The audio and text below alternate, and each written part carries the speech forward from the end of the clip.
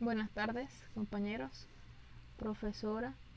Para mí es un agrado esta oportunidad porque voy a conversar con ustedes sobre el aprendizaje significativo y la asimilación de David Ausubel y de la teoría del aprendizaje social de Albert Bandura. Es una información muy bonita, muy interesante, que en lo particular me tocó mucho porque me llevó a la época donde era niña y pude comprender leyendo y analizando y estudiando ciertas cosas que aprendimos o aprendí, mejor dicho, en la niñez y que actualmente son conocimientos significativos en mi vida que no se olvidan, que no olvidaré, que no olvidaré nunca.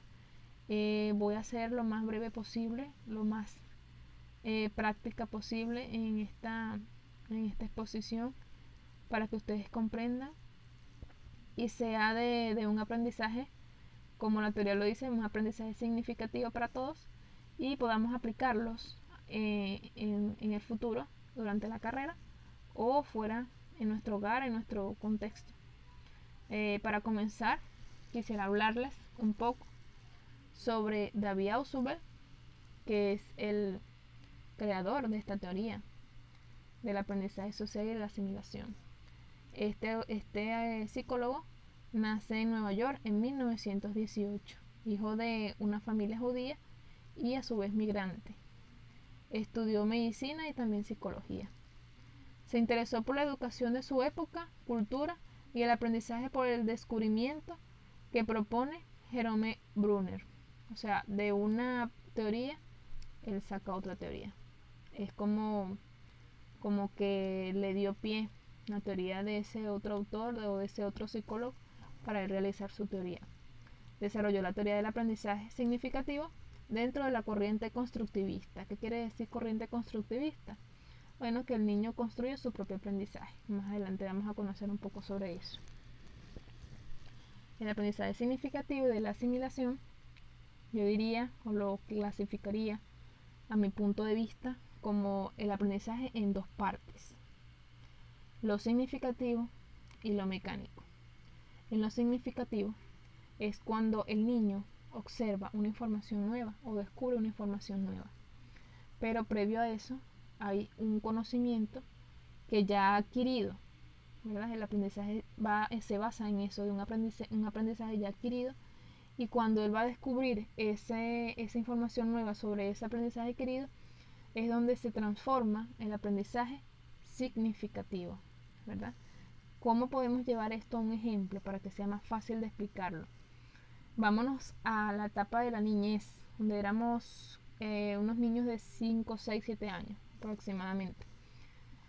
Lo digo a esa edad, ya conocemos lo que es unos animales, pero me voy a esa edad porque aún en la escuela, en el preescolar, nos hablan de los animales y nos enseñan y nos incitan a conocerlos, ¿verdad? Bueno, cuando éramos niños, nuestros padres nos ponen una hoja, ¿verdad? Nos ponen una hoja y nos ponen la vaca, un dibujo, la vaca, y nos hacen el sonido. La vaca hace mu, ¿verdad?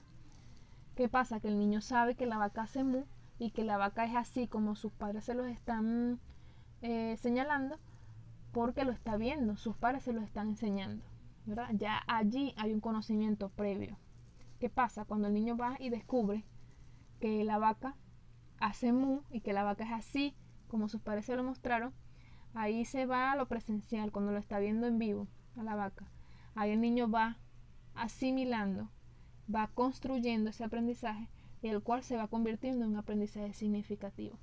Ahí esas teorías van juntas, se juntan, y el niño va engranando ese aprendizaje previo con lo que está viviendo en el momento.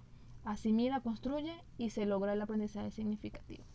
A diferencia del aprendizaje mecánico, es donde se aprende mecanizadamente, como su palabra lo dice, algo.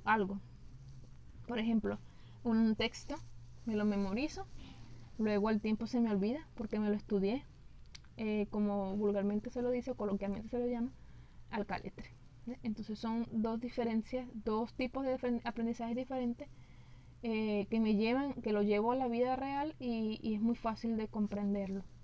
Y muchas veces nos ha pasado ese aprendizaje significativo, hemos tenido aprendizaje significativo y hemos tenido aprendizajes mecánicos.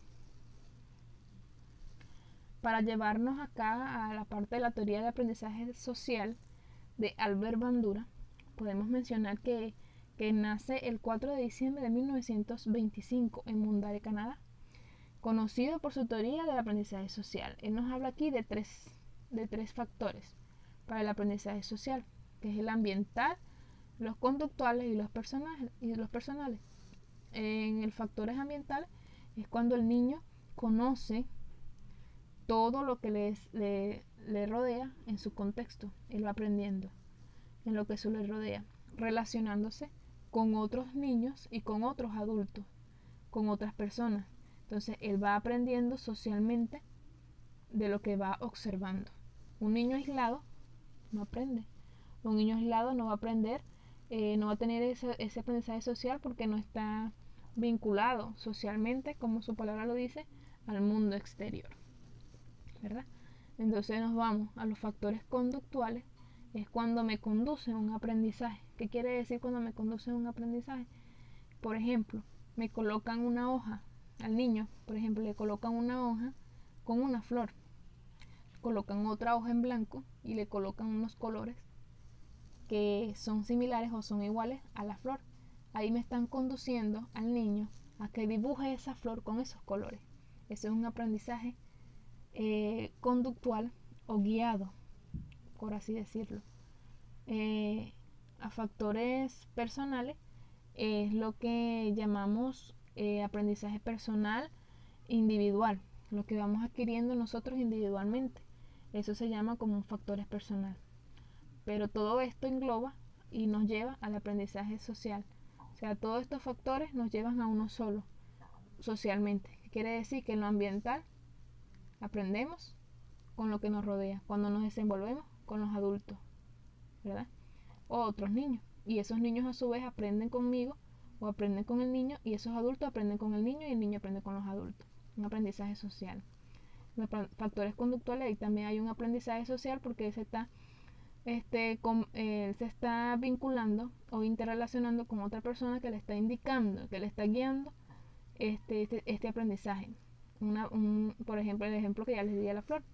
Está teniendo un aprendizaje social y está siendo guiado a hacer otro aprendizaje.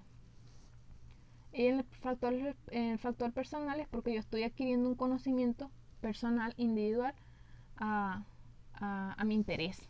Y ya ahí yo estoy adquiriendo otro tipo de aprendizaje, pero socialmente va vinculado a lo que esta teoría nos habla, por así decirlo, ¿no? Bueno, esta es toda mi exposición.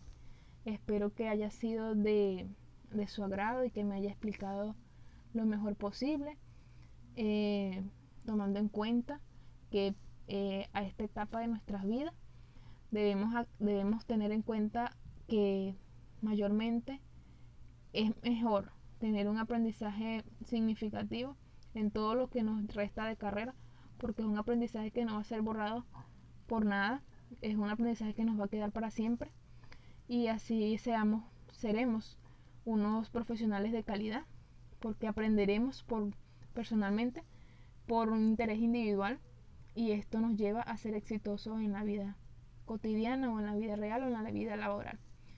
Muchas gracias, espero que les haya gustado.